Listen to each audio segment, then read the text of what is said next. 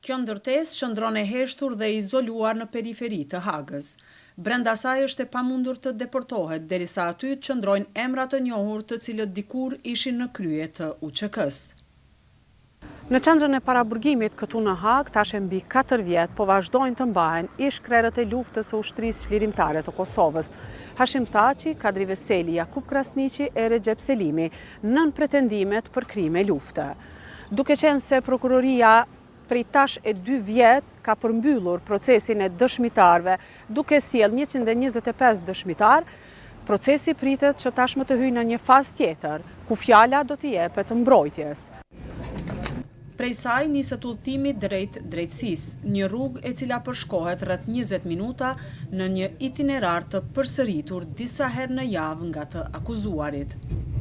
Salla e gjykimit në dhomat e specializuara të Kosovës në Hagë në ditët e fundit të javës ishte e zbrazur. Në këtë sallë ku mbahen gjykimet këtu në gjykatën speciale në Hagë, këtë javë deri më sot ka pasur të paraqitet dëshmitari i 126 dhe njëherit i fundit i prokurorisë.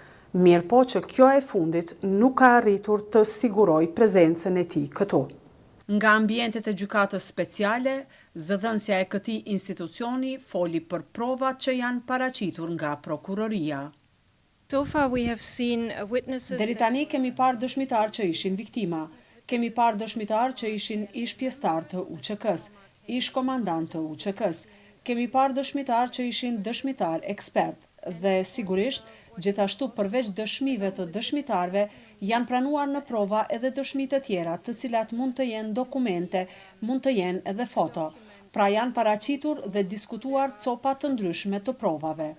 Dhe mendoj se ajo që është e rëndësishme të mbahet mend këtu, është se për çdo provë dhe për shumicën e dëshmive e të dëshmitarve, të dyja palët kanë mundësinë të ndërmarrin hetim të kundërt mbi provat ose të sfidojnë provat para gjykatës.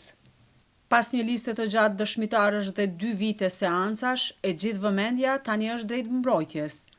Avokati Recep Selimit në një deklarim para mediave theksoi se akuzat ndaj Selimit të paraqitura nga prokuroria kanë boshllëqe.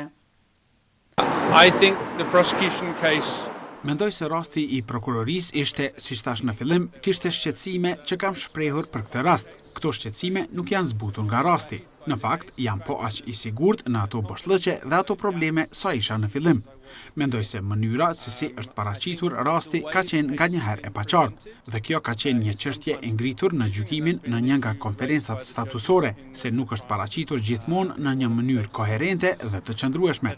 Dhe kështu, nëse përdorni fjalën e dobët ose ndonjë fjalë tjetër, ka probleme me këtë rast, të cilat ne jemi të sigurt që do të rezultojnë, siç thash, në një rezultat pozitiv. Po mendoj se një nga çështjet më të mëdha që do të doja të ngrija është sasia e provave që është paraqitur në këtë rast në format shkrimi. Sigurisht, nëse një dëshmitar është aty në gjykat, mund ta pyetni dhe ta sfidoni. Nëse deklarata vjen, nuk mund ta përball, ti bësh pyetje një copë letër. Dhe kështu, kjo është një çështje që mendoj se duhet adresuar. Dhe sa pesh duhet t'i jepet atyre dëshmive që nuk janë paraqitur drejt për drejt nga individët, kjo do të jetë një pyetje për gjykatësit që ta përcaktojnë në kohën e duhur. Ndërsa në një deklaratë të shkruar, avokatja Jakub Krasniqit u shpreh e bindur se drejtësia do të triumfojë dhe se aktgjykimi përfundimtar do të vërtetojë pafajësinë e Krasniqit. Sipas saj, që nga fillimi i gjykimit, strategjia e tyre ligjore është bazuar në fakte, ligj dhe integritet. Ditë më parë, edhe avokati i ish-presidentit Thaçi ka theksuar se provat e prokurorisë janë të dobta dhe se sipas tij, shumë nga pretendimet e ngritura nuk janë mbështetur në fakte të forta. Me përfundimin zyrtar të çështjes nga prokuroria, e cila pritet të bëhet në mesin e këtij muaji, procesi hyn në një fazë të re, ku pritet të dëgjohen verzionet dhe provat e palës mbrojtëse. Duke qenë se procesi tani do të kalojë në një fazë tjetër, mbetet për tu parë se si do të zhvillohen procedurat e mëtejshme, ndërkohë që të akuzuarit janë deklaruar të pafajshëm ndaj të gjitha akuzave qysh në fillim të këtij procesi.